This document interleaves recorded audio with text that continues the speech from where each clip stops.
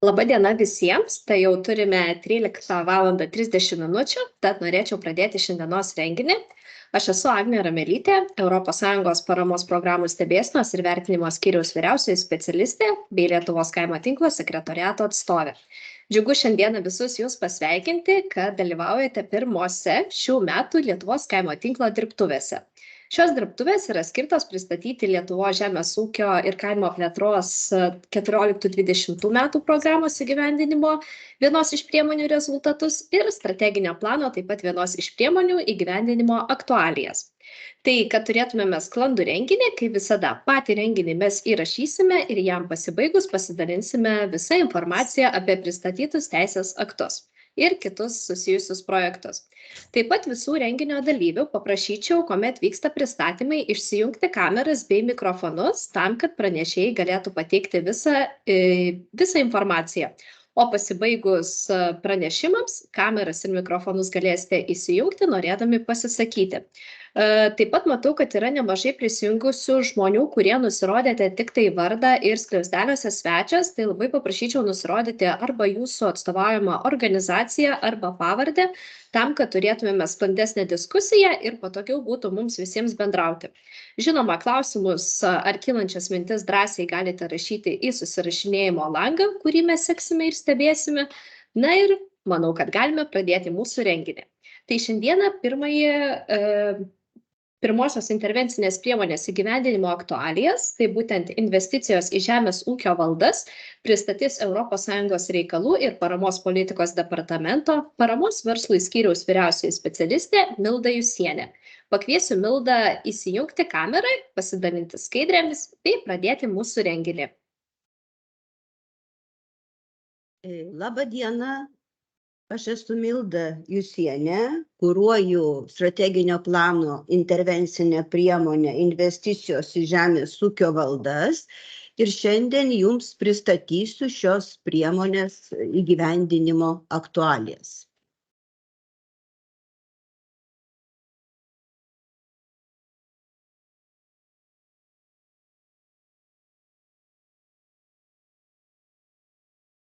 Čia tas. Langas bendrinti paspaudžiu, bet lango man nerodo.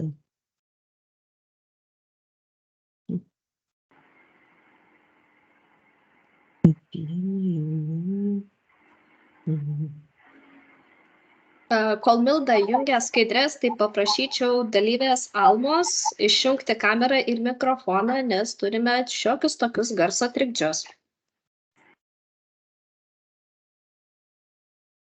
Kodėl man neleidžia padaryti didesnio vaizdo?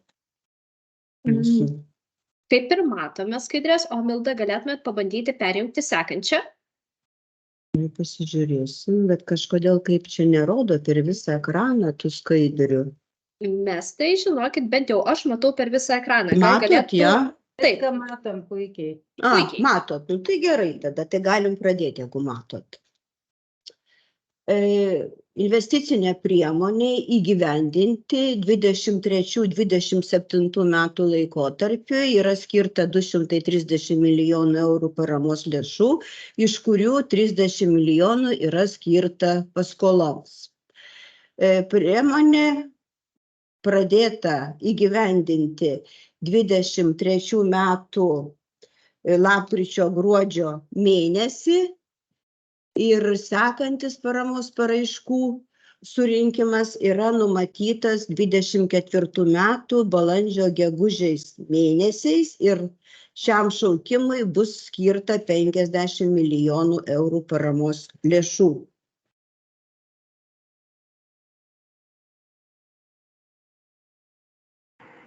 Šaukimas 23 metais įvyko lapkričio-gruodžio mėnesiais ir šiam šaukimui buvo skirta iš viso 80 milijonų eurų paramos lėšų, iš kurių 50 milijonų buvo skirta dotacijoms ir 30 milijonų buvo skirta paskoloms. Dotacijoms skirtos lėšos buvo paskirstytos sektoriams, Pieniniai galvininkystei buvo skirta 15 milijonų eurų paramos lėšų, mėsiniai galvininkystei ir kitiems gyvulininkystės sektoriams skirta 7,5 milijono lėšų. Tiek pat lėšų buvo skirta kiaulininkystės, paukštininkystės sektoriui, sodininkystės, daržininkystės, sodininkystės sektoriams skirta 10 milijonų eurų ir 10 milijonų eurų buvo skirta augalininkystės sektoriams. Iš viso nurodytų paraiškų teikimo laikotarpių buvo pateiktos 159 paraiškos, tačiau ne visos paraiškos buvo tinkamos paramai gauti, dalis paraiškų buvo atmesta ir į paraiškų pirmumo eilę pateko 134 paraiškos, kuriuose buvo paprašyta 41 milijono eurų paramos lėšų. Jeigu procentaliai, tai skirtas lėšų biudžetas dotacijoms buvo įgyvendintas tik 82%. Aktyviausi buvo augalininkystės sektoriaus pareiškėjai, iš viso jie pateikė 72 paraiškas, kuriuose paprašyta 21 milijono eurų paramos lėšų, tai beveik 2 kartus buvo viršytas lėšų biudžetas.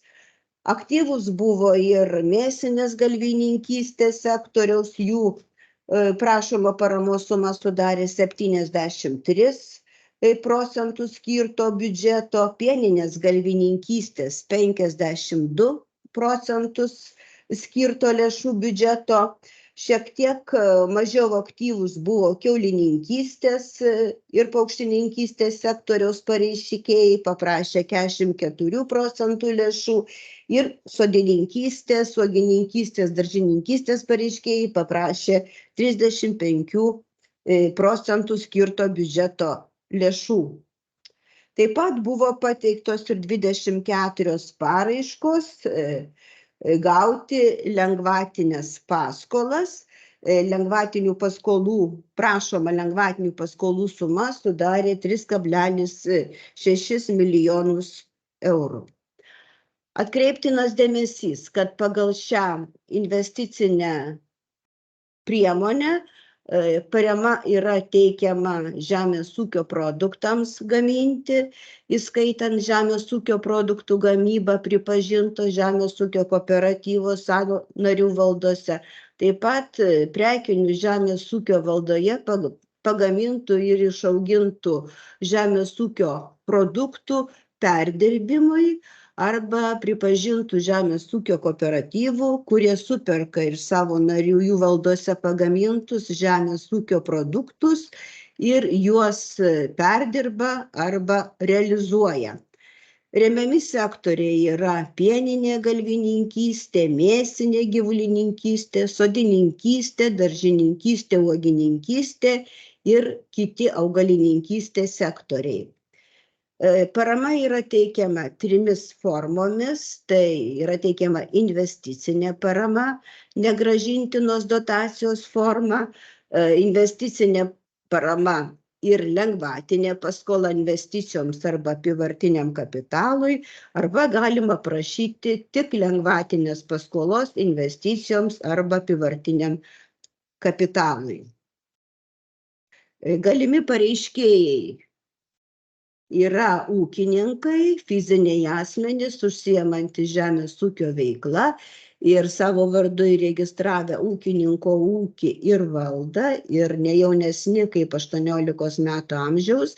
Taip pat paramos gali kreiptis juridiniai asmenys, kurie vykdo žemės ūkio veiklą, savo vardu turi įregistravę valdą ir pripažinti žemės ūkio kooperatyvai, kurie superka, realizuoja iš savo narių jų valdose pagamintus užaugintus produktus, juos perdirba ir arba realizuoja.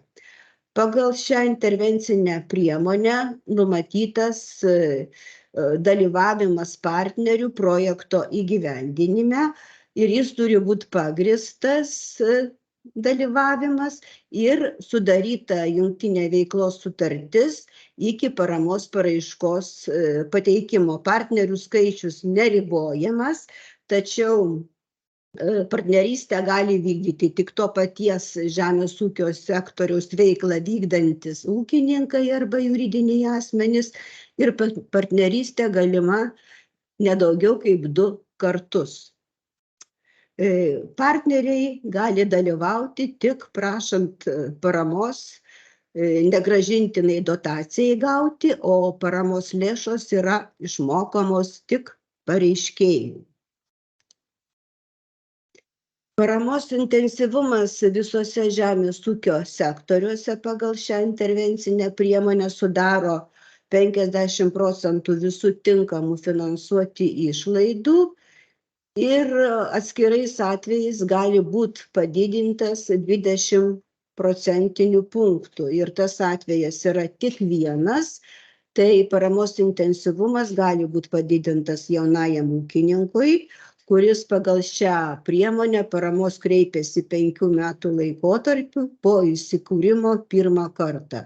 Ir didžiausias paramos dydis negali viršyti 70% tinkamų finansuoti išlaidų, nebent pareiškėjas pats prašo mažesnio paramos intensyvumo.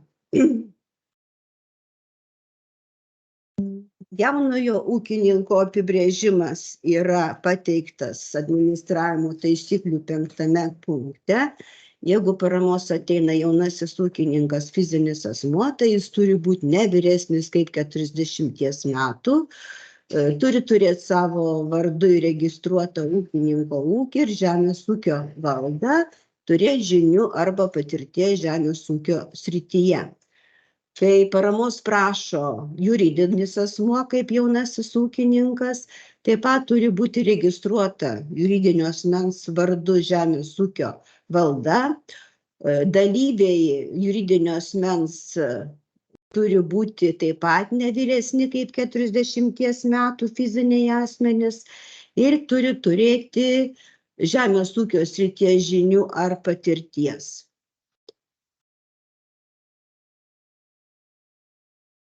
Paramos dydis. Paramos dydis pagal šią priemonę yra projektui nedaugiau kaip 500 000 eurų, o jeigu paramos prašoma kartu su paskola, tokiu atveju paramos dydis turi neviršyti 700 000 eurų projektui.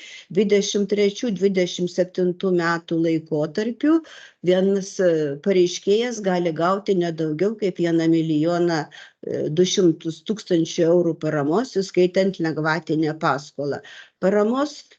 Parama yra ribojama susijusiems subjektams, tai sutuoktiniams skiriamos paramos dydis negali viršyti 2 400 000 eurų ir juridiniams asmenims taip pat negali viršyti 2 400 000 eurų. Ir parama juridiniams asmenims yra ribojama tik tarp pareiškėjo daugiau kaip 50% įmonės akcijų, pajų ar kitokių dalyvavimą įmonės kapitalą žyminčių kapitalo dalių ir valdymo asmenų ir arba valdymo organų narių.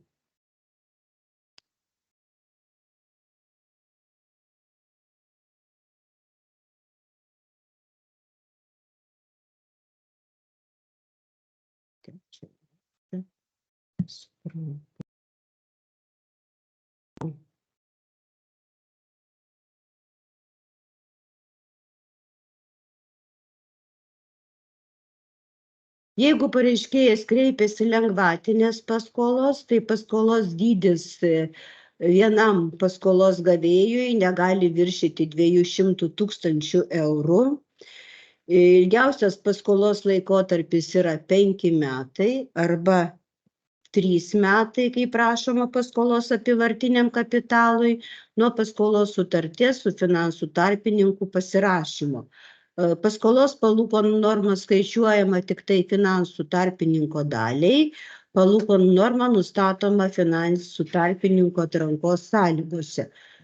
Galutiniam naudos gavėjui, tai yra paskolos gavėjui, iš šios priemonės lėšų gali būti suteikta tik viena paskola. Visos kitos papildomos paskolos gavimo sąlygos yra nustatomos paskolos sutartyje, kuri yra pasirašoma tarp finansų tarpininko ir paskolos gavėjo.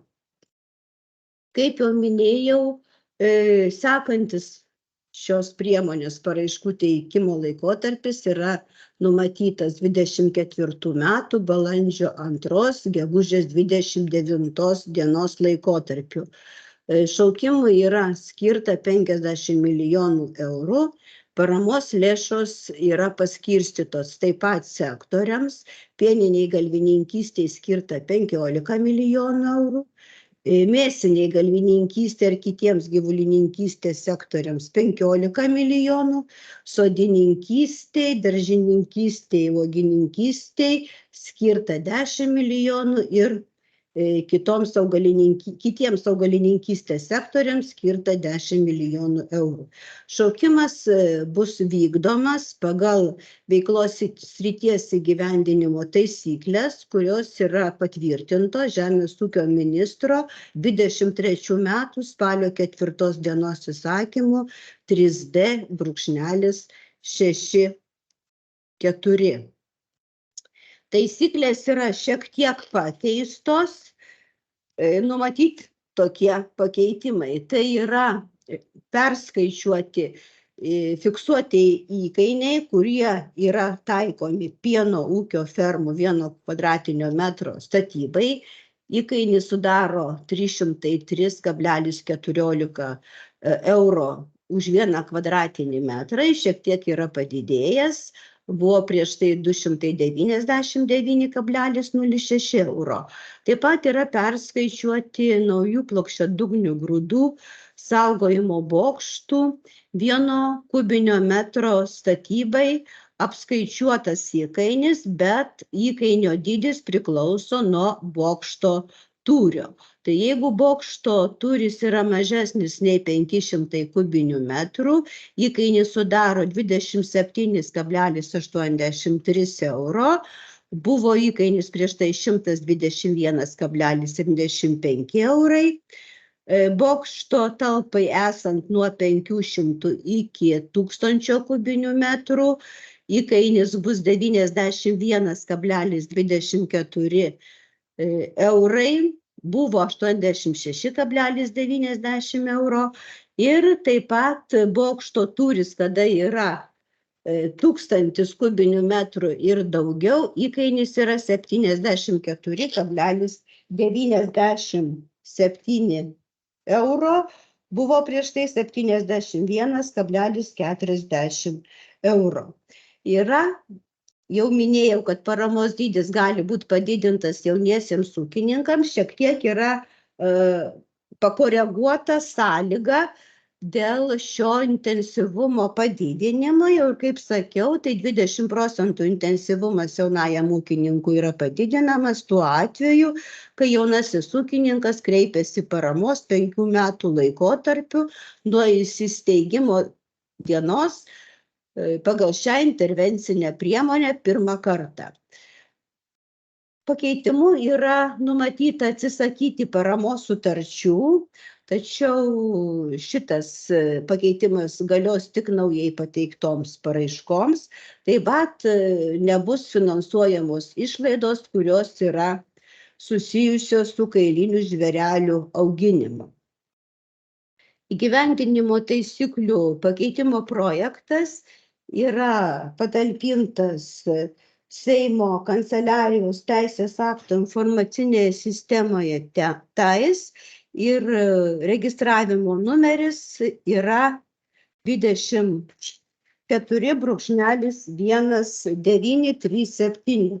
Su projektu galite susipažinti ir teikti pastabas. Tai tiek trumpai apie šios priemonės įgyvendinimo aktualijas. Jeigu yra klausimų, tai prašau užduokite. Ačiū už dėmesį.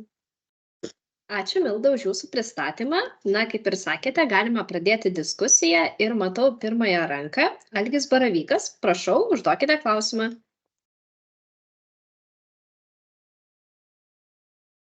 Labą dieną. Ačiū Labą gerbiamai dieną. Mildai už pristatymą. Man kilo toks klausimėlis. Jūs ten pristatėt, kad vieni sektoriai buvo mažiau aktyvūs, kiti daugiau aktyvūs.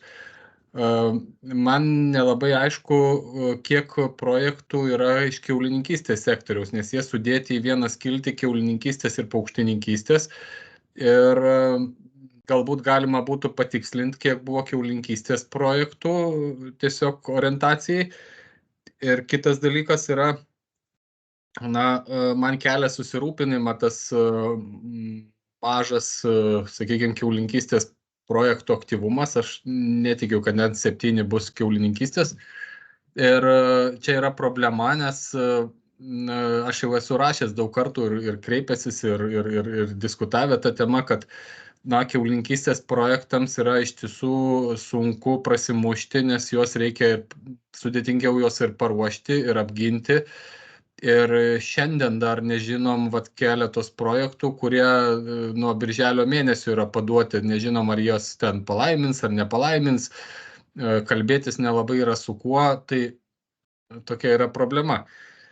Kitas dalykas yra, norėčiau patikslinti šito įsakymo numerį, turbūt čia 3D64 sakėt, bet lyg tai ne tas numeris. Ir iki kada galima teikti pastabas? Numeris, gerbiamas Algi, atsako jūsų klausimą dėl taisyklių numerio, tai čia iš tikrųjų yra 640, čia yra strateginio plano įgyvendinimo taisyklės. 640, Taip. Viskas. Į pastabas galime teikti iki 21 vasario dienos. O dėl dabar konkrečiai skirtai, žinokit, tikrai dabar negalėčiau jums pasakyti ir skirti, kiek kiaulininkystė yra, nes negavome tokios informacijos padalintos iš agentūros, kiek kiauliams, kiek paukščiams yra. Tai jeigu poreikis bus, tai pasiteirausim agentūros tada. Tai taip yra tas poreikis, aš dėl to... Norit žinot, tai gerai, tada pasiklausim agentūros ir jūs informuosim, kiek tų poreikių yra. Ačiū labai. Prašau. Ačiū už klausimą. Gal dar būtų norinčių pasiklausti, kol Milda prisijungusi ir dar nepradėjome kito pranešimo. Kvieščiau kelti rankas ir pasinaudoti progą bei užduoti jums rūpimus klausimus. Susirašinėjimo lange kol kas nieko nematau. Taip, prašau. Dar klausimas turbūt, ar tą medžiagą galima bus gauti? Skaidrių norėsi, taip? Taip. Aha, gerai, tai galėsim nusiųsti jums. Lengviau nariams tiesiog paaiškinti, išplatinti. Gerai. Dėkui. Ačiū. Kadangi daugiau rankų nematau, tai Taip, Ramutis Klimanskis, prašau. Užduokite klausimą. Labą dieną, nežinau, ar girdite mane. Sveiki, girdime tik su tam tikrais trikdžiais. Gal galėtumėte, nežinau, ar arčiau mikrofono prieiti? Tokį klausimą norėjau užduoti. Teikiame projektą melioracijos sistemų renovacijai. Norėjom praeitais metais dalyvauti modernizavimo investicijose į valdas, tačiau žuvimi sistema neleido pildyti paraiškos ir to sužinojau, kad šitos dvi priemonės kaip ir tarpusavį netinka, nekoreliuoja ir rašėm ir ministeriją užklausimą siuntėm ir dar negavom jokio atsakymo, nes kažkaip labai skirtingos priemonės.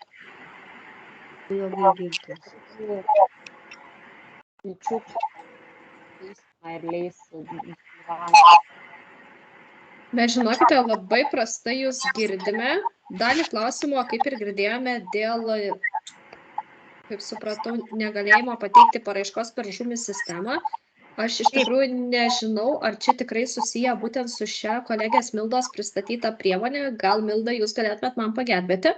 Aš galiu trumpai pasakyti, kad taip yra numatyta ir administravimo taisyklėse, ir priemonės įgyvendinimo taisyklėse, kada pareiškėjas gali prašyti paramos, jeigu dar nėra įgyvendintas ankstesnis investicinis projektas. Šiuo atveju investicijos į žemės ūkio valdas atveju įgyvendinimo taisyklių 33 punkte yra konkrečiai nurodytos, kokios priemonės turi išimti ir jas įgyvendinantis pareiškėjai gali kreiptis paramos gauti pagal kitą intervencinę priemonę. Šiuo atveju melioracijos sistemos nepatenka į išimtis. Reiškia, pareiškėjas galės kreiptis paramos tik tada, kai bus įgyvendinta pagal melioracijos projektas. Anksčiau jis kreiptis paramos negalės. Ačiū. Ar atsakė jūsų klausimą? Taip, atsakė, teiksim pasiūlymus, kad būtų galima kreiptis. Ačiū. Paprašyčiau dalyvės Gražinos, jeigu galėtumėte, aš kaip suprantu, jūs klausimo neturite, bet gal galite tuomet išsijungti kamerą ir mikrofoną, nes tikrai turime trikdžius. Ačiū labai. Taip, matau dar 2 rankas, Algio ir Aušros, tai gal norėčiau pakviesti Aušrą, nes Aušra turėtų turbūt komentarą. Aušra, prašau, o tada Algis. Labą dieną visiems susirinkusiems. Taip, aš truputį papildysiu Mildą dėl to dubliavimuose su melioracija. Tai čia šitos pagrindinės nuostatos ateina iš administravimo taisyklių ir šiuo metu rengiamas administravimo taisyklių pakeitimas, kuriuo bus ta, kaip čia pasakyti, eliminuota galimybė, kad panaikinta ta išimtis, ta prasme galės ateiti pareiškėjas ir įgyvendinantis melioracijos projektą į valdų priemonę. Bet šiuo momentu, taip kaip Milda teisingai ir pasakė, dabar yra tokia situacija. Tai čia toks papildymas į ateitį, kad žinotų žmonės. Bet yra tikimybė, kad iki ateinančio kvietimo bus pakeistos taisyklės? Kada bus pakeistos administravimo, dabar tikrai negaliu dar pasakyti, bet žinau, kad rengia šitą pakeitimą. Bet mato tokia situacija, jeigu jos ir bus pakeistos, tai įsigalioja tik tai nuo pakeitimo įgyvendinimo datos, atgal nebus taikoma. Suprantam, tiesiog norėtum kažkaip galbūt informaciją, kada bus tas pakeitimas vykdomas, gal galima pasiūlymus ir kažkokį visus, nes atrodo, kad šitos priemonės tikrai nesikerta viena su kita ir įgyvendinimas melioracijos projektų trunka labai ilgai, kol įgyvendinimas. Ir laikotarpis projektų. Kaip sakiau, ateityje ta problema pasinaikins, bet šiuo momentu taip yra taip. Kad visai nesidubliuoja, tai negalima sutikti, nes vis tiek dabar gali ateiti ir į tą priemonę ir ūkininkai, tai čia dėl to taip ir yra. Jie visi užsiima ūkinę veiklą, nes seniau nebuvo melioracijoje galimi pareiškėjai ūkininkai. Tai iš dalies čia yra tame dubliavimuose, bet siūlom, kad atsisakyti vis tik tai šito ribojimo, taip pavadinčiau. Ačiū ir kviečiu tada Algį, prašau. Neramus aš šiandien, atsiprašau. Čia toks man, reiškia, klausimėlis irgi yra juridiniams asmenims 2 400 000 per laikotarpį, bet man labai keistai pasirodė sutuoktiniams taip pat 2 400 000. Tai, aš įsivaizduoju dabar, sakykime, yra didžiulė įmonė, kur dirba ten keli šimtai žmonių. Ir sutuoktiniai, kurie ten turi, kaip sakyt, veda tą patį ūkį, reiškia, ir tada iš kur čia tokia tiem sutuoktiniam, kaip čia, sėkmė ar laimė, ar didelė meilė tiem sutuoktiniam, kaip čia taip nutiko. Ar čia ne šito formato diskutuojam. Ačiū. Matot, kaip yra. Tiek vienas, tiek antras sutuoktiniai, jie gali dalyvauti priemoniai kaip savarankiški pareiškėjai ir gauti paramą po 1 200 000, jeigu prašo lengvatinės paskolos. Tai išeinant iš tos situacijos ir buvo numatyta, kad bendra paramos suma jiems negali viršyti 2 400 000. Reiškia, kiekvienas galėtų gauti po 1 200 000. Bet tai čia, ministerija supranta, kad parama neorientuota į kažkokius našlius ten ar viengungius, reiškia, visi turi maždaug sutuoktinius, šeimas ir panašiai. Tai čia gaunasi realiai pareiškėjui yra 2 400 000, jie nesiskiria niekuo nuo įmonių. Ir tokiu būdu, kaip sakykime, gaunasi taip, kad, reiškia, parama patenka, tas klaida, jinai mažėja, jinai patenka į tik tai nedaugelio pareiškėjų rankas.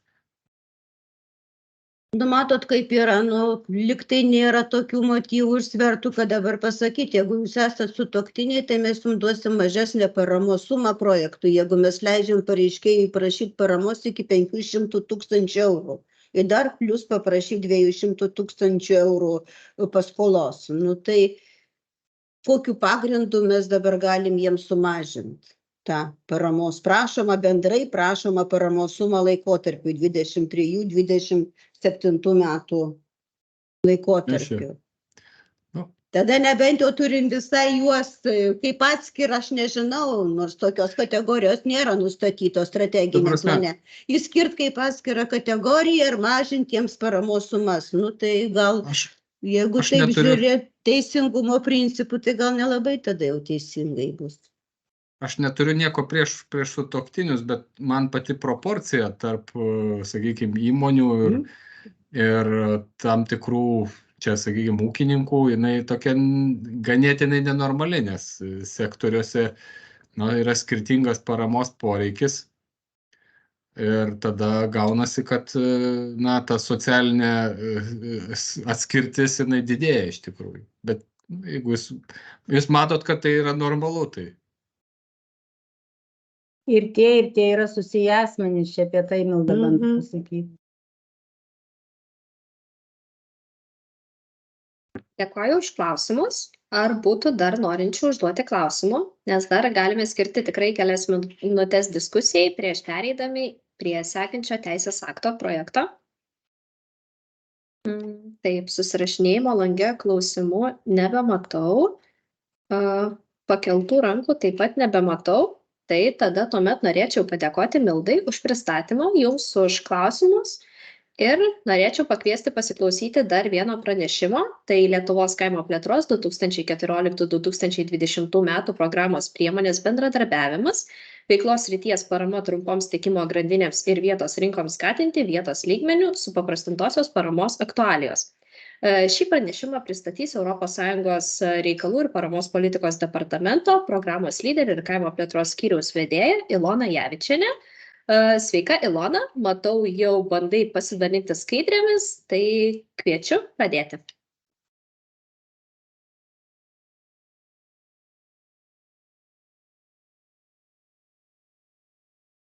Sveiki visi.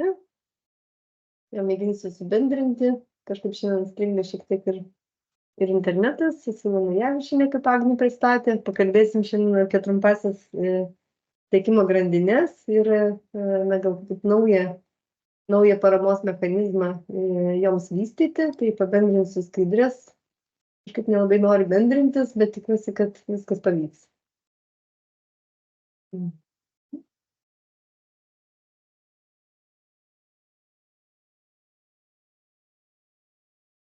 Tikiuosi, kad matote.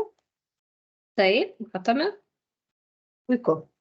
Tai kągi, tai mes iš tiesų ministerijos iniciatyva, svarstydami, kaip paskatinti trumpasias tiekimo grandinės, nes tikrai galbūt turim mūsų vertinimu labai mažą aktyvumą pareiškėjų, kooperacija nelabai, kaip šis sklandžiai vystosi Lietuvoje, ir tie bendradarbiavimo procesai sudėtingi yra, ir projektai tikrai galbūt sunkiau gyvendinami negu savarankiškai Tai dėl to iš tikrųjų parengėme supaprastintą tvarką trumposioms tiekimo grandinėms ir dabar apie tai ir norėčiau pasikalbėti. Gal pradėsiu tada nuo pat pradžių apie tų trumpų grandinių turbūt naudą ir turbūt esmę, kodėl apskritai čia jų reikia tų trumpųjų grandinių. Tai pirmiausia, tai labai svarbus atskirimas, kad trumpos tiekimo grandinės tai yra investicija ne į žemės ūkio gamybą, bet į didesnę vertę prekiaujant savo produkciją. Tai paprastai kalbant, tai trumpoji tiekimo grandinė yra prekyba pagamintais produktais, o gamyba jau prieš tai kalbėjusios Mildos kolegės aprėptyje ten vystoma. Tai iš tiesų, tai galbūt primityvoka taip sakyti, nes trumpa grandinė jinai kuria dar didesnę vertę, kalbant apie tai, kad įsijungia dalymosi ištekliais galimybės tarp ūkininkų ir kas yra labai svarbu smulkiesiems ūkiams, galbūt vidutiniams ūkiams, pradedantiesiems ūkiams. Ir tuo labiau, kad grandinė gali paskatinti ir kooperatyvų tokį tvaresnę veiklą, turint daugiau galimybių sutelkti savo ūkius į bendrus procesus, į sukauptą tokią prekybą ir atitinkamai grandinės labai prisideda prie klimato kaitos pokyčių švelninimo, aplinkosaugos efektų sustiprinimo, nes mes optimizuojame transportavimą, optimizuojame tiekimą, optimizuojame pakuotes ir panašiai.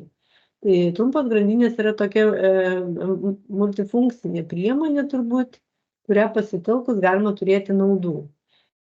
Kodėl nėra populiaru? Kaip ir minėjau, bendradarbiavimas tarp ūkių sunkiai išsivystosi Lietuvoje.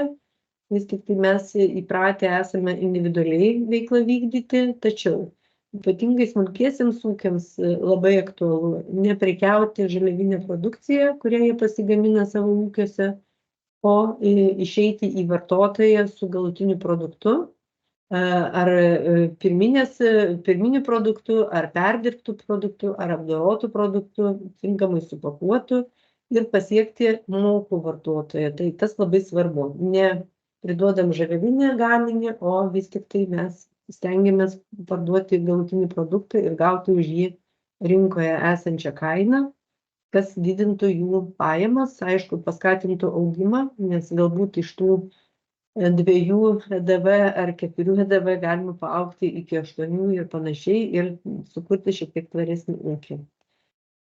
Tai priemonė šita tam ir skirta. Pagal ją remiamas įvairus bendradarbiavimas smulkių ir vidutinių ūkio subjektų, kuriant plėtojant trumpą tiekimo grandinę. Kas yra priemonė kitaip negu kad iki šiol buvusi, nes priemonė įgyvendinama, jis startavo 14-20 metais šitam laikotarpį. Dabar aš kalbu irgi apie tos pačios programos priemonę, tik tai modifikuota. Jinai yra tęsiama ir 7-13 metų laikotarpį, 7-13, atsiprašau, nusišnekėjau, 23-27 metų laikotarpiu, tęsiama kaip strateginio plano priemonė, bet šis pasiūlymas yra šiek tiek kitoks. Tai tas prisidėjimus, aš čia gal prie jų ir neapsistosiu, jūs visi žinote, kad tie tikslai priemoniai yra dideli, jie prisideda prie Europos horizontaliųjų tikslų, ir ką jau ir paminėjau, ir su klimatu susiję, ir su maisto atliekų kiekių mažinimu. Tikrai yra daug tokių dalykų, ką galima grandinės aprėptyje pasiekti. Tačiau dabar pakalbėkime apie finansavimo įrankį, kurį mes iš tikrųjų jums ir siūlome ir tikimės, kad jūs dalinsitės ir su savo nariais, jeigu čia dalyvauja asociacijų ar kitų organizacijų atstovai. Kad šita priemonė yra šiek tiek išskirta. Mes analizavome priežastis dėl nepopuliarumo priemonės ir tikrai diskutavome, nes turime ministerijoje sukurtą trumpų grandinių vystymo darbo grupę, turėjome išvažiuojamų renginių, kalbėjomės ir su ūkininkais, kas negerai, kas gerai. Ir priėjome išvados, kad kadangi priemonė turi 3 įgyvendinimo modelius, nuo logistikos centrų iki paprastų subjektų bendradarbiavimo. Tai va tas paprastasis ūkininkų bendradarbiavimas, nuo kurio turbūt reikėtų labiausiai startuoti, vystant trumpasias grandinės, jisai ištirpo tarp kitų visokių sąlygų ir pasiklydo pareiškėjai taisyklėse. Tai dėl to mes šitą bendradarbiavimo modelį išsitraukėm.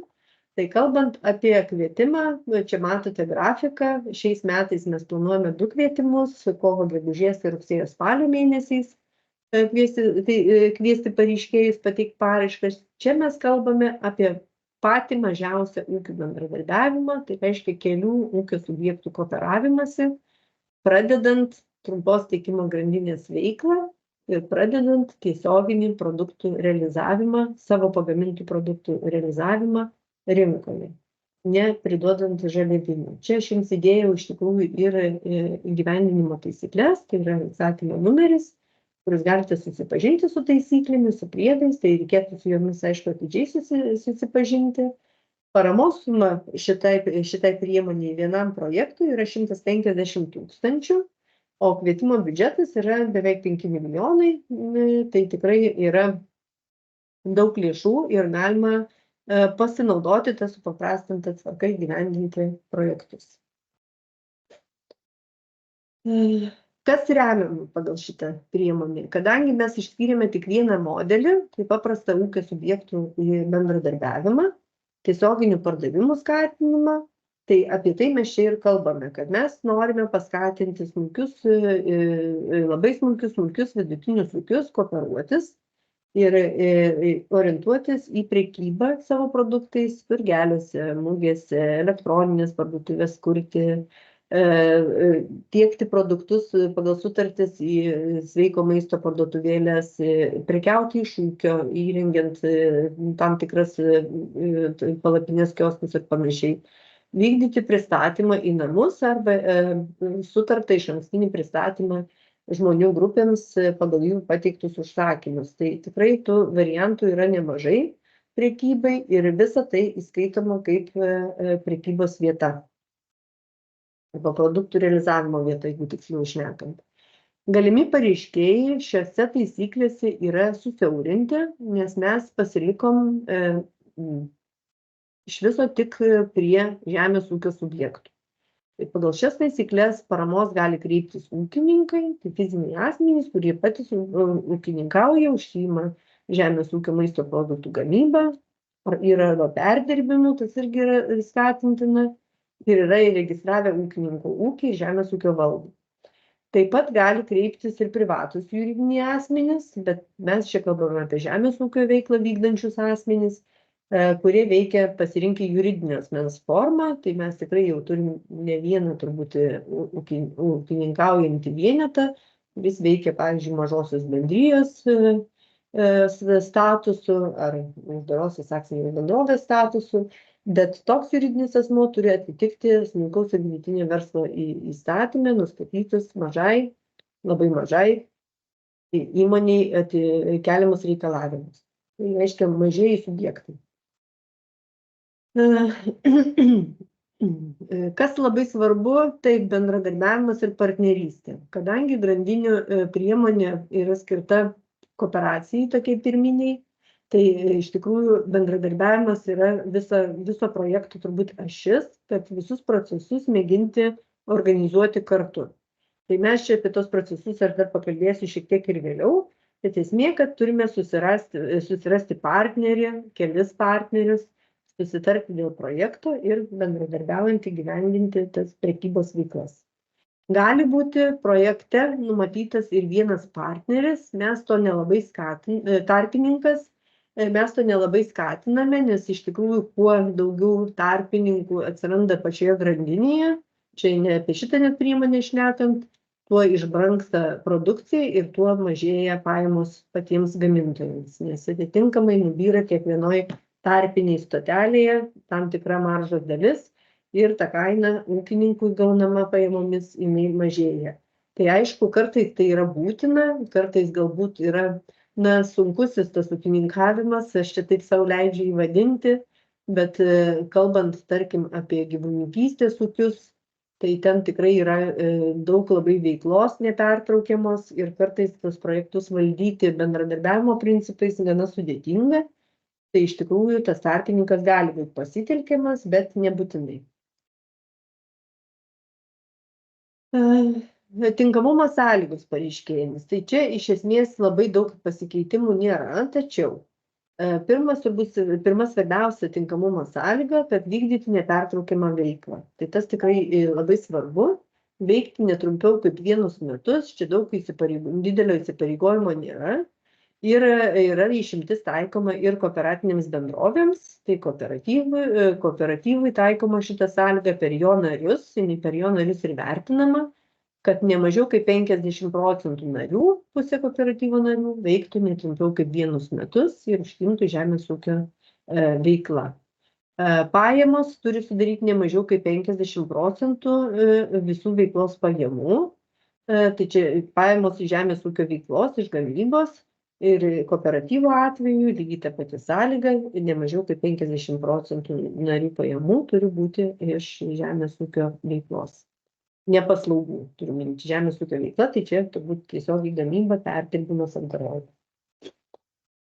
Taip pat, kas yra svarbu, kad grandiniai, kadangi vis tik tai procesai gana sudėtingi, prekybiniai ir norisi tos grandinės tvarumo, tai yra sąlyga, kad ne mažiau kaip 51% grandinės dalyvių turėtų būti ne mažesni kaip 4 tūkstančių, jų dydis ne mažesnis kaip 4 tūkstančiai eurų. Tai tokia riba, tačiau kita pusė gali būti tikrai ir labai mažų dalyvių. Tai gali būti ir 2000, ir 1000, tas ribojimas netaikomas. Kaip ir minėjau, projekte gali būti 1 tarpininkas. Tai kalbant apie šitą sąlygą dėl 51%, tai jeigu mes turime 2 partnerius, 2 ūkininkus, jie abu turėtų atitikti 4000 eurų dydį. Jeigu mes kalbam apie 3 partnerių projektą, tai gali atitikti 2-4000, kitas gali ateiti mažesnis ūkis, pradedantis galbūt ūkis, kuris yra silpnesnis, ir įsijungti į grandinę.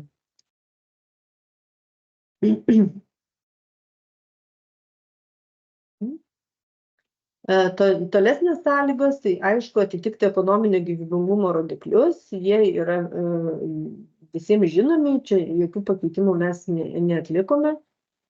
Vertinama pagal verslo plano duomenis. Verslo planas, kaip matote, jisai yra integruotas į paraiškos formą, jo tokio atskiro dokumento nėra. Ir verslo planas yra pildomas kiekvienam iš dalyvaujančių partnerių. Atitinkamai yra sudaroma jungtinės veiklos sutartis, kurioje apsprendžiami visi partnerių įsipareigojimai, funkcijos projekte, jų įnašai, jų investicijos ir panašiai. Tai viskas vyksta partnerystės būdu. Tvarkyti buhalterinę apskaitą, finansinę atskaitomybę atitinkamai, tai čia standartinis reikalavimas, aš jau neapsistosiu. Ir kas svarbiausias momentas, nes sulaukime iš tikrųjų tokių klausimų, ar pažyminčių, kad galbūt galėtų maisto gamintojai irgi dalyvauti trumpoje grandinėje. Tai šiuo konkrečiu atveju šitų taisyklių rėmuose restoranai, kavinės, jie negali ateiti kaip partneriai, nes mes skatinam čia dabar sudalyvauti ūkius. Tačiau strateginio plano priemonė, kur irgi startuos šiais metais, 24 jau turėsime kvietimą, ten yra galimybė įgyvendinti pagal 3 modelius grandinės numatyta ir ten yra įvairesnis partnerių pasirinkimas. Tai ten partneriais gali būti ir viešieji subjektai, ir privatūs subjektai, ir subjektai užsiimantys tik rinkodaros veiklomis.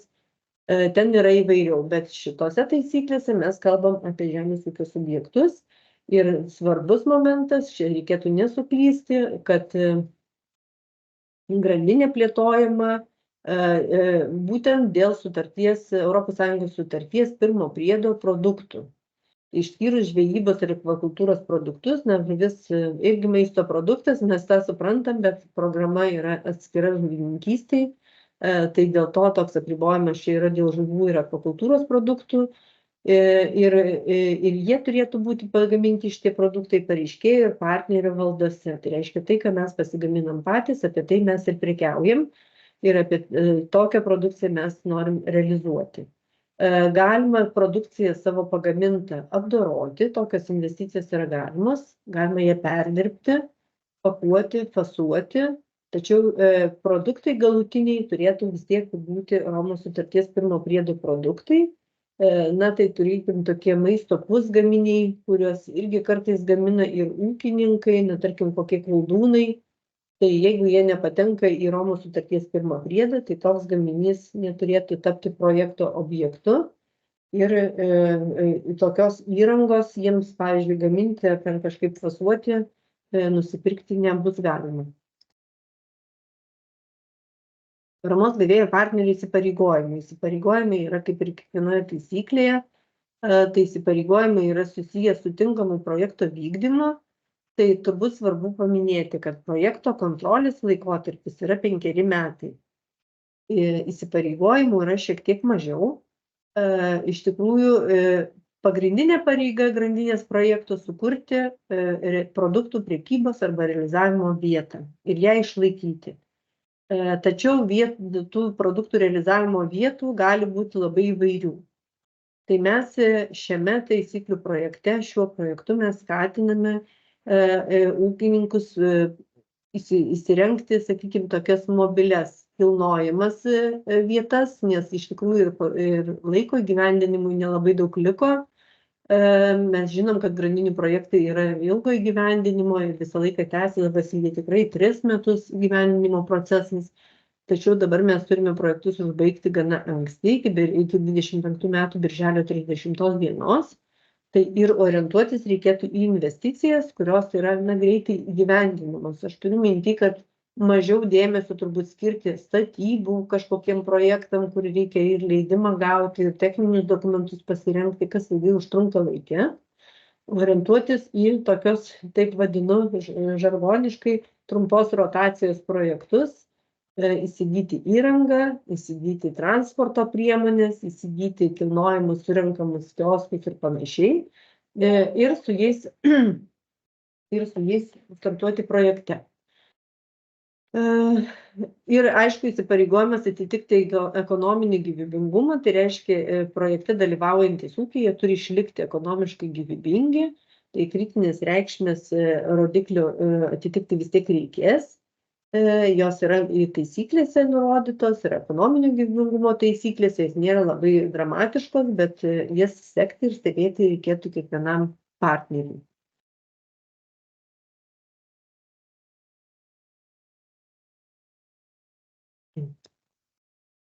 Tinkamos finansuoti išlaidos. Tai dabar apie pačias išlaidas, kodėl norėjau jas ir paryškinti iš tikrųjų, kas dabar yra kitaip, kaip ir minėjau. Šiuose taisyklėse yra paryškintos išlaidų kategorijos, kurios yra, sakykime, įgyvendinamos tos investicijos yra gana greitai, atlikus pirkimus, jeigu privaloma pagal pirkimų taisyklės.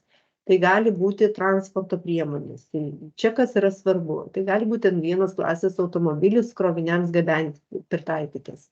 Jeigu mes kalbam vaisiai, daržovės, uogos, visa kita produkcija. Tai gali būti automobilis su priekabomis, tam specializuotomis, su šaldytuvais, su priekaba pritaikyta prekiauti iš priekabos su atskirais langais. Tai transporto priemonės yra galimos. Taip pat yra galimi prekybiniai baldai, stelažai, sandėliavimo įranga, visa, ko reikia, sakykime, prekybai vystyti ir įsirengti prekybos vietą. Tai jeigu turite kažkokią, kad ir ūkyje, turite kažkokią patalpėlę ar kažkokią patalpos dalį ir norėtumėte vykdyti prekybą iš ūkio, savo ir partnerių produkciją, tai tą galima irgi pasidaryti, įsirengti ten lentynas, įsirengti reikiamus šaldytuviukus, tą visą įsigyti, vitrinas, svarstyklės, vežimėlius pakrauti, jeigu sunkesni produktai, tai visą tą pagal šitą eilutę galite turėti. Statyba yra palikta, bet mes orientavomės į nesudėtingų statinių statybą. Tai tarkim, kad ir įrengti kažkokie kioskai su pamatais, tie, kurie stacionarūs kioskai. Kažkokios galbūt mažos parduotuvėlės įrengtos, arba rekonstruotos, arba pritaikytos kapitalinio remonto būdu. Tai statybų eilutė jinai yra, tačiau sakau, įsivertinkite laiką, nes laiko yra ne tiek ir daug. Dar vis tiek vyks ir vertinimas, tad kad suspėti laiku įgyvendinti investicijas, tai reikia gerai įsivertinti savo galimybės. Taip pat gali būti įranga, fasavimo, pakavimo įranga su medžiagomis. Jeigu mes ruošiamės grandinę, susikooperuojam, tarkim, 3 ūkiai, galim susikurti savo prekinį ženklą, pakuoti į vieningą pakuotę, kad būtumėm atpažįstami, kad įsidėmėtų pirkėjas, kad rinktųsi mūsų prekę. Taip pat, kas yra nauja, tai yra tie prekybiniai kioskai ir prekybos automatai jie yra buvo. Prekybiniai kioskai, čia mes turime omenyje, kad iš tiesų vis tik tai grandinių dalyviai, dabartinių grandinių, kurios projektus mes jau turime, jie orientuojasi į prekybą miestuose, nes ten tikrai gali jie gauti ir žymiai didesnę kainą už savo produkciją, paklausa yra didesnė, ypatingai iš grandinių perkant, tai visi nori ekologiškos, švarios, Lietuvoje užaugintos produkcijos, tai toks poreikis miestuose yra didžiulis. Ir tam, kad galima būtų prekiauti, tarkim, kad ir sezoniniais produktais arba nuolatos prekiauti. Tačiau prekybos vietos nuoma miestuose yra ypatingai brangi. Jeigu mes kalbam apie kažkokį plotą prekybos centruose, ar jau nekalbu apie atskiros parduotuvės nuomą ar įrengimą, tai yra brangu. Dėl to mes siūlome įsirengti prekybos kioskų šalia parduotuvių, nes tarkim ploto nuoma šalia prekybos centro, parkavimo aikštelėje, tai mes tikrai visi žinome, čia būna vasaros sezonu, tarkim, uogas prekiauja ar vaisiais prekiauja, tai iš tikrųjų galima įsirengti ir tas prekybos kioskas įsigyti jį galima iš paramos lėšų ir tai yra transportuotinas, tai gali būti surenkama konstrukcija, gali būti vientisa konstrukcija, čia jau kaip jau jūs pasirinksit pagal savo projektą, savo poreikius. Ir toks kioskas irgi gali būti įsigytas iš tos priemonės lėšų. Taip pat, aišku, galimos paprastojo remonto išlaidos, tai čia prekybos vietai įrengti, jeigu mes turime, tarkim, kad pavyko mums išsinuomoti plotą, bet toks aptriušęs, aptrintas, reikia įsirengti, norim pritaikyti savo grandinį tinkamą, kažkokį tai, nežinau, stilių ar dizainą, tai tokios remonto išlaidos yra irgi galimos. Ir aišku, internetinės parduotuvės, tai yra joms nustatytas fiksuotasis įkainis, jos gali būti visiškai primityvios, tik tai savo produktams pateikti. Tai čia pirkimų atlikti nebereikia, pagal fiksuotą įkainį, galima internete susikurti parduotuvę pagal paslaugų teikėją. Jie dažniausiai taiko ir tą palaikymą, žargoniškai šnekant hostinimą tų parduotuvių, priežiūrą, tai išlaidos irgi yra galimos iš paramos lėšų. Kitos tinkamos išlaidos susijusios su projekto bendradarbiavimu, einamųjų išlaidų dengimu ir dar turbūt ko nepasakiau paties svarbiausia, investicijoms yra taikomas 60% paramos intensyvumas, tai visa tai, ką kalbėjau prieš tai, kompensuojama 60%. Apie šias kalbant investicijas, išlaidas, jos finansuojamos 100% grandinėms dalyviams.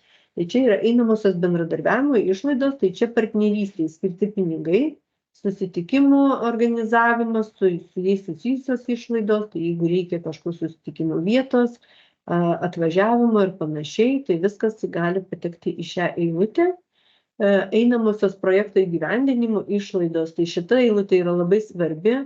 Projekto įgyvendinimo laikotarpiu galima iš paramos lėšų kompensuoti pardavėjo darbo užmokestį, prekybos vietai įsigyti būtinų patalpų nuomos ploto užmokestį, jis kompensuojamas 100%, komunalinių paslaugų išlaidas, jeigu mes prekybos vietą turime, produktų transportavimo kaštus, tai čia reiškia kuro, ar sakykime, daug kas iš grandinių dalyvių mini, kad jie naudojasi sakykime, tų pristatymo platformų, pristatymo tiekėjų paslaugomis, boltai, taip vadinamai trumpai, ir kitomis platformomis, apskaitos, sandėliavimo, transporto organizavimo išlaidomis. Tai viskas, kas susijęs su neįsigyjama investicija su viskam, Tai visa tai patenka į einamąsias projekto įgyvendinimo išlaidas. Tad jeigu greitai susiorganizuoti investicijas, ką aš ir minėjau, kioskai, transporto priemonės panašiai, tai galima iš tikrųjų iki projekto įgyvendinimo pabaigos deklaruoti ir einamąsias išlaidas ir dar pasinaudoti parama ir šiokia tokia paspirtimi, bent pradžiai pasikompensuoti kaštus tos grandinės vykdymo jau pačios.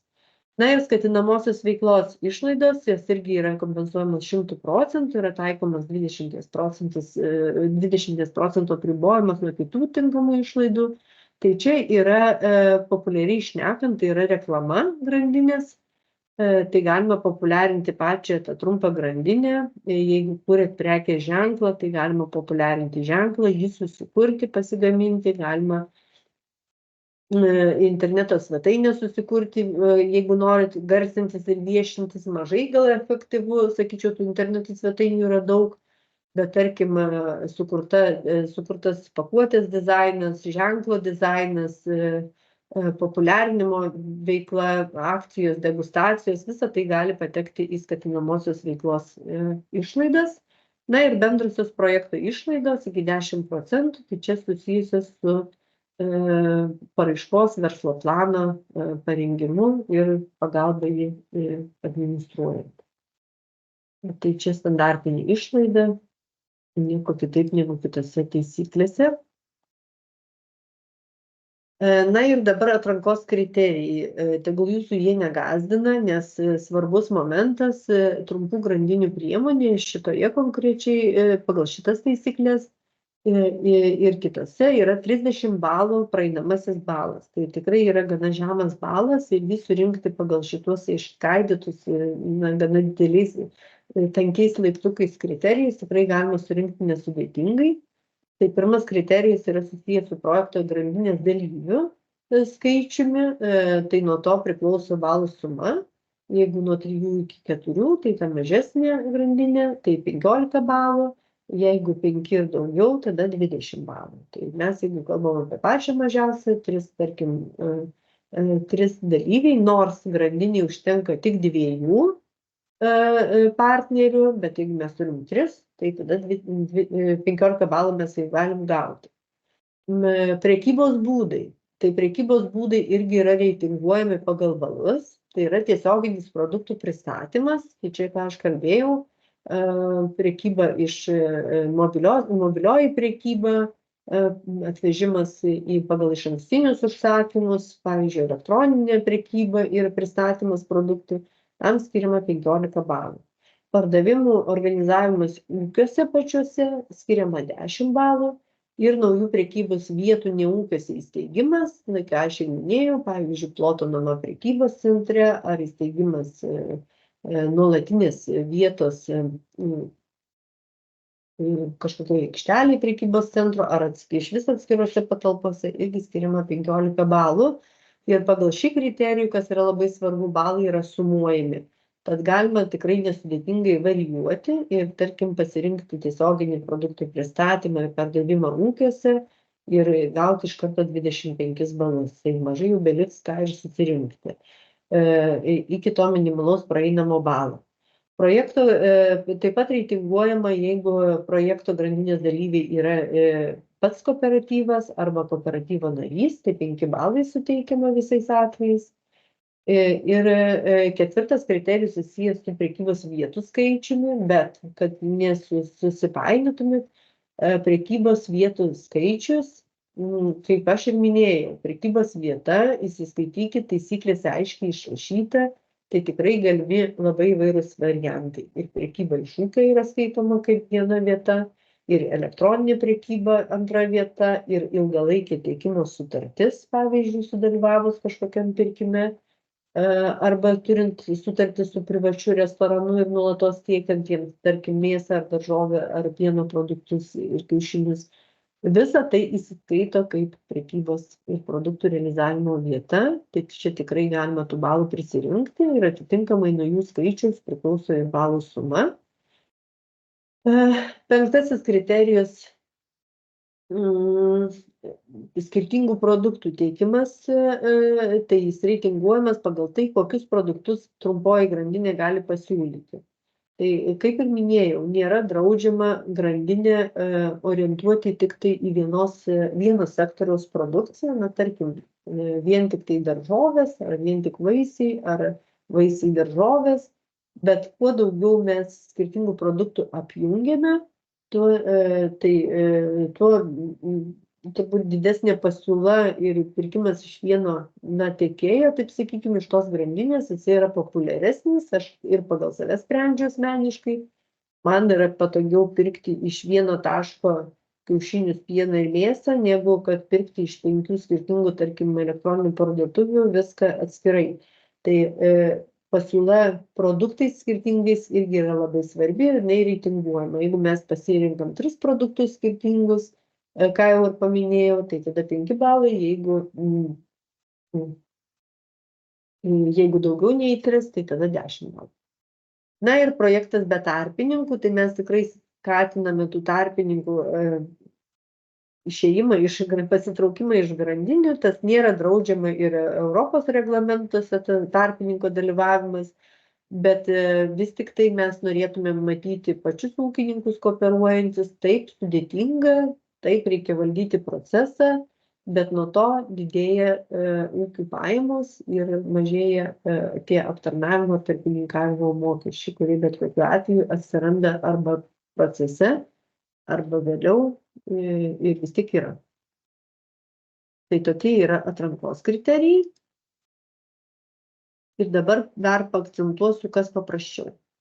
Tai kas paprasčiau šitose taisyklėse, pirmas dalykas orientuota į trumpą grandinę ir trumpos rotacijos projektus, darom investicijas trumpai, kad galėtumėm parduoti užaugintą produkciją be nustatyto kiekio. Tai tas svarbu, kad nėra šitose taisyklėse jokio ribojimo, kiek tos produkcijos tonom, kilogramais ir panašiai reikia parduoti. Nes mes norim, kad ateitų patys smulkiausi, mažiausi, tie, kurie galbūt nematė šansų tose grandinių priemonėje, kurie buvo standartinė, kurie buvo nustatyti limitai dėl produkcijos kiekio.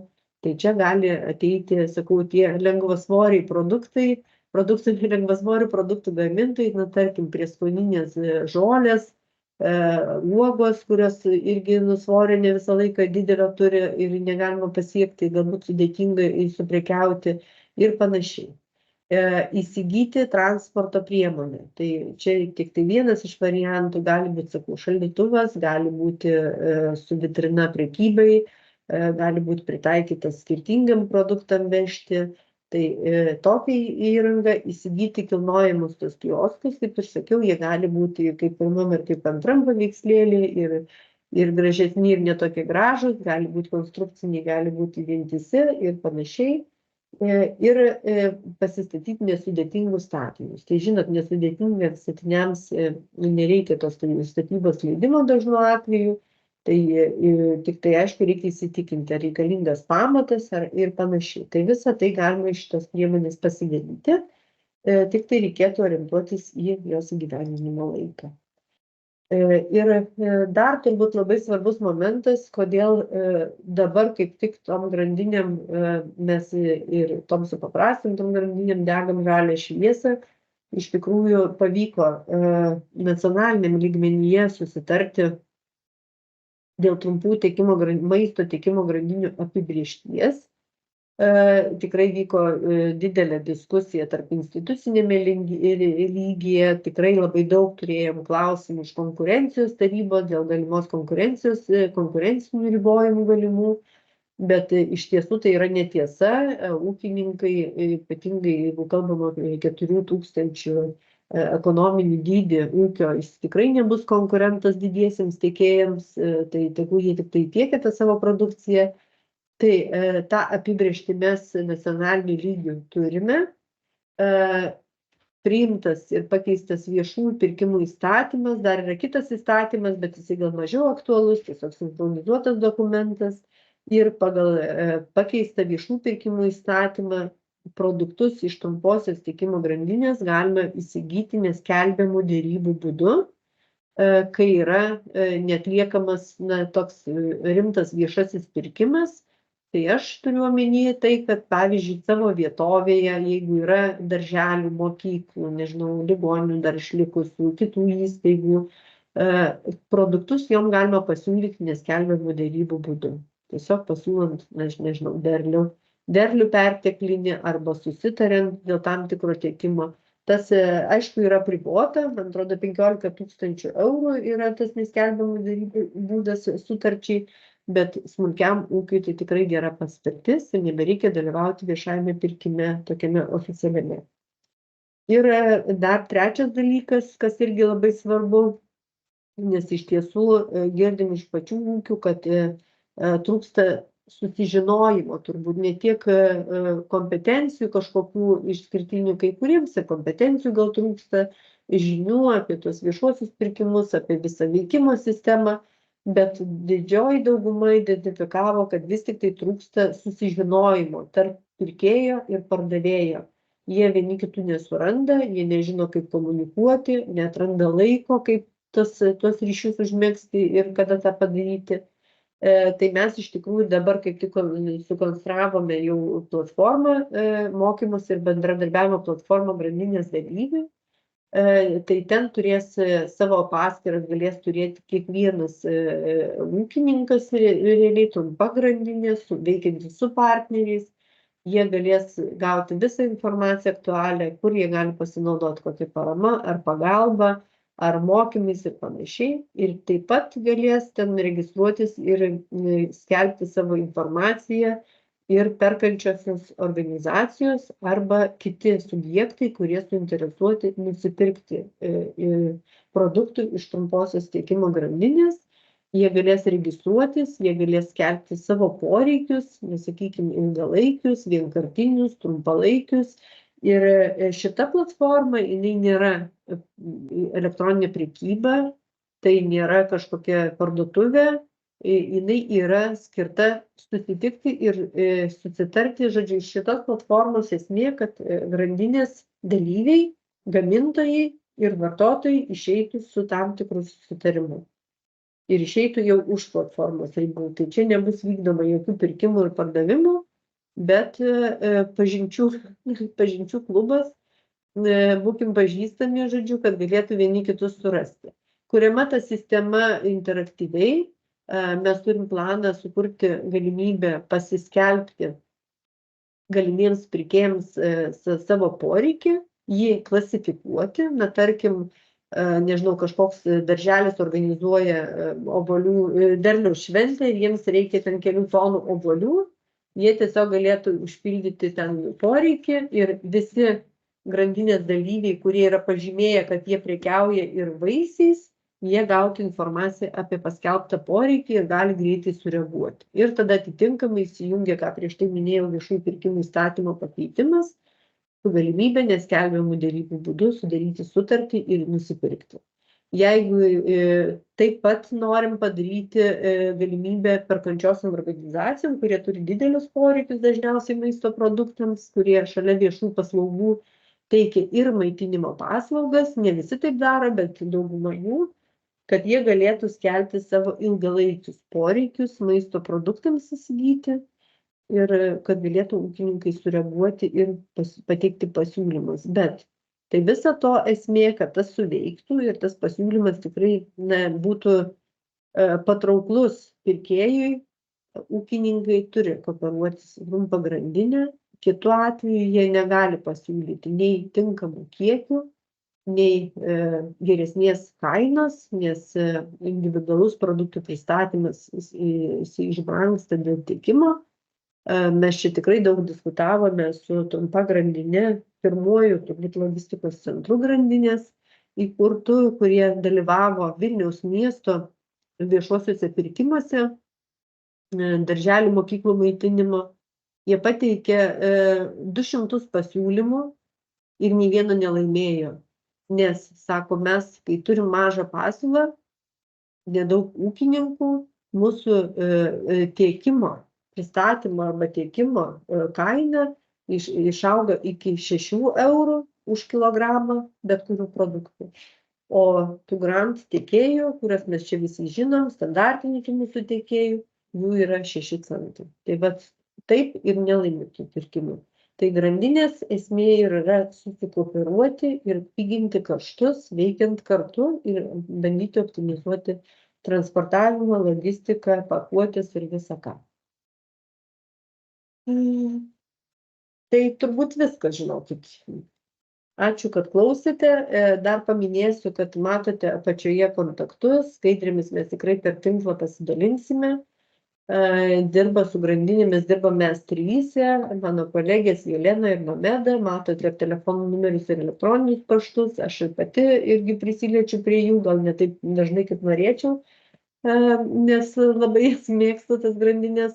Tai iš tiesų, jeigu turite klausimų, jeigu turite abejonių, jeigu kažkur techniškai užstrigot ir kažko negalit, tikrai drąsiai skambinkit, kreipkitės, kalbėkimės, galim susijungti per Teamsus, per nuotolį ir aptarti, kur ten jūs kliūvat, bet mes tikrai labai laukiam tų projektų trumpųjų grandinių ir norim, kad vystytųsi vis tik tai tas partnerystė tarp jų, nes jinai veikia tikrai kitose valstybėse gana sėkmingai.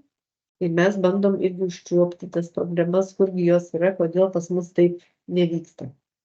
Tai ačiū, kad klausėt ir lauksiu klausimų turbūt. Taip. Ačiū Ilona už pristatymą. Jau mačiau keletas klausimėlių krito į susirašinėjimo langą, bet pirmiausia norėčiau pereiti prie gyvų klausimų, o susirašinėjimo lange tada truputėlį vėliau. Tai kviečiu kelti rankas ir matau jau pirmąją pakėlusią Iną Kalėdienę. Ina, prašau, užduokite klausimą.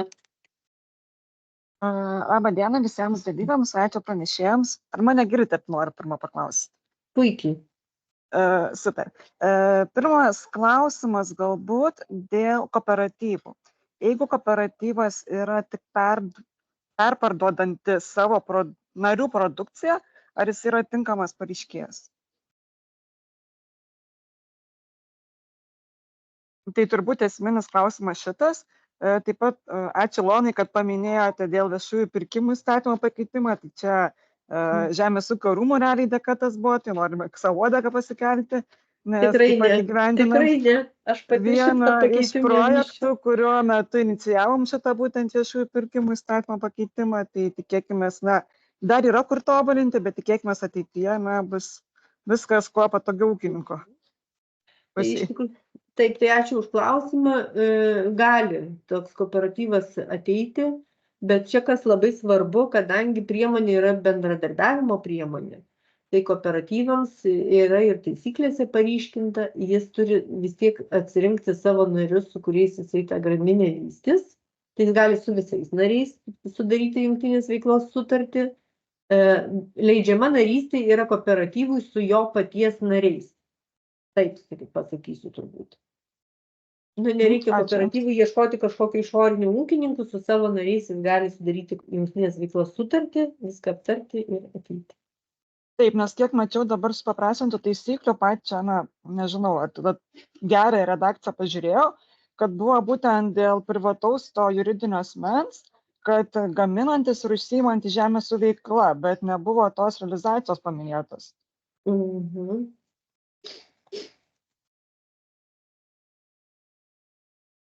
Ilona, jeigu galiu įsiterpti, gal padėsiu. Tada taip yra reikalavimas tinkamumo sąlygas, jeigu pamatysite įgyvendinimo taisyklių, tai paminėsiu 17.6 papunktis, kad būtinai turi veikti žemės ūkio, užsiimti prekybų, gamybą arba perdirbimų, bet kooperatyvų yra taikoma tokia sąlyga, kad ne mažiau kaip 50% narių. Tai kita dalis galėtų neužsiimti, bet ta didesnė dalis tai vis dėlto turėtų užsiimti gamybą ir perdirbimu. Ačiū. Dėkoju už klausimus. Kviečiu vėl kelti rankas ir užduoti klausimus. Gal kol laukiame klausimų, Ilona, galime perbėgti į susirašinėjimo langą, nes matau labai aktyviai klausimus uždavinėjo Andrius. Nematau jūsų pavardės. Andriau, gal jūs esate prisijungęs ir norėtumėte įgarsinti klausimus?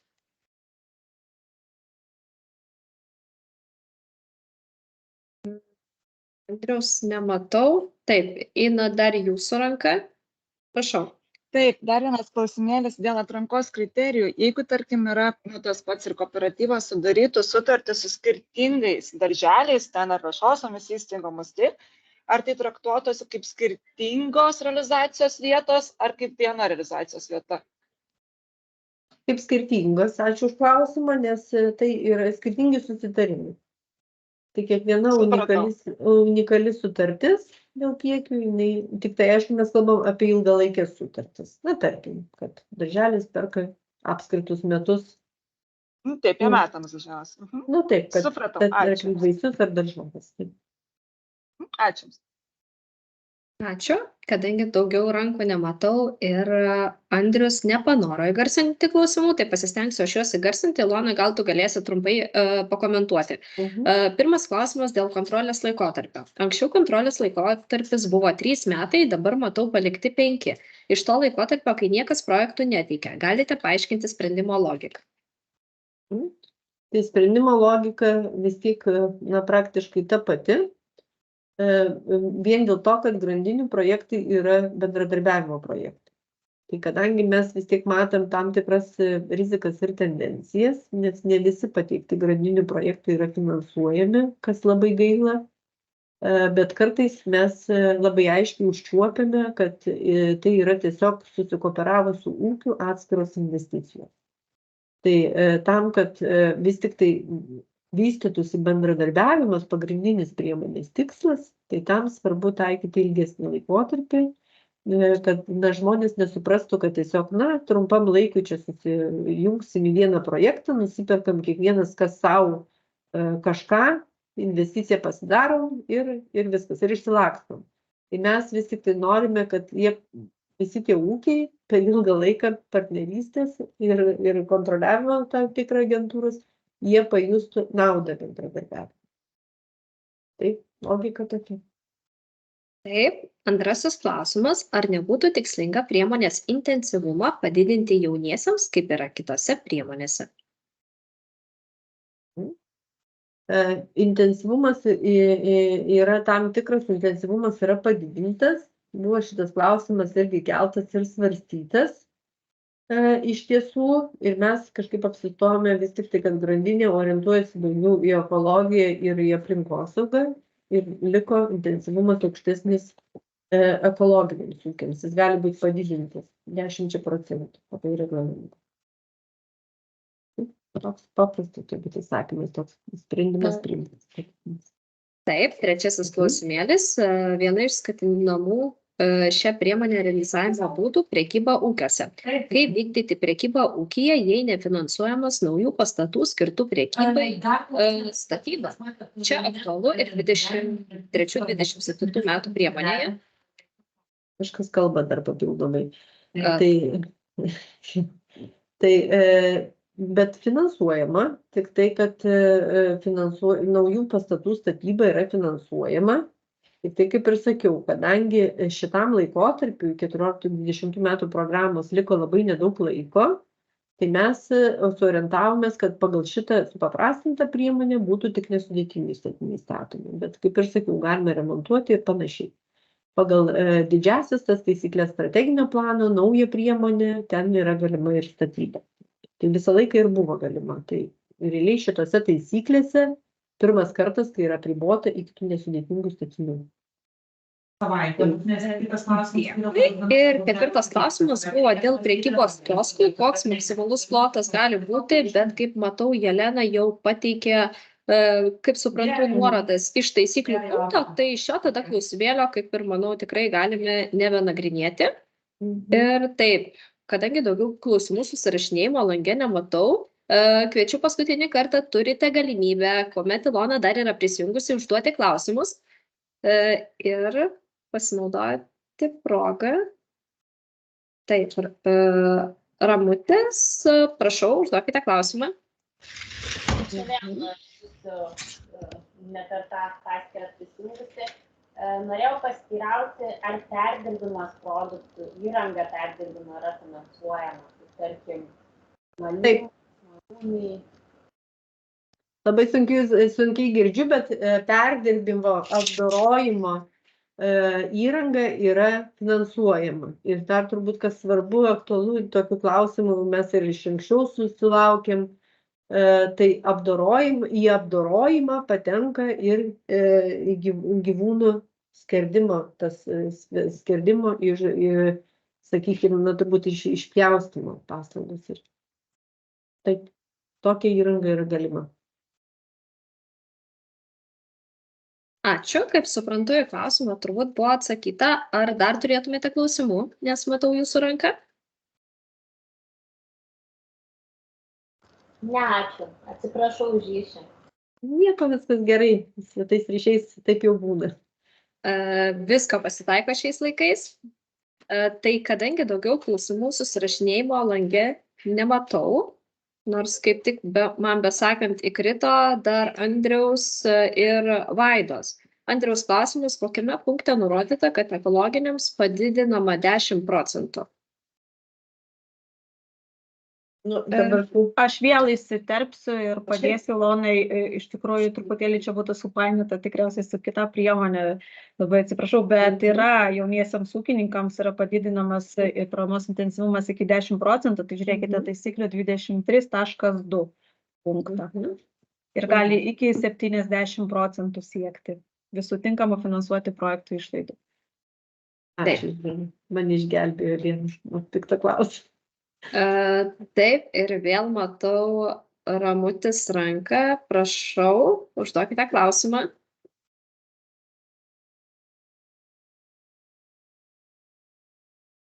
Ar girdite, ar tiesiog nenuleidote rankos? Norėjau paklausti, ar ekologiniams irgi galioja. Ne, tik tai jauniesiams ūkininkams.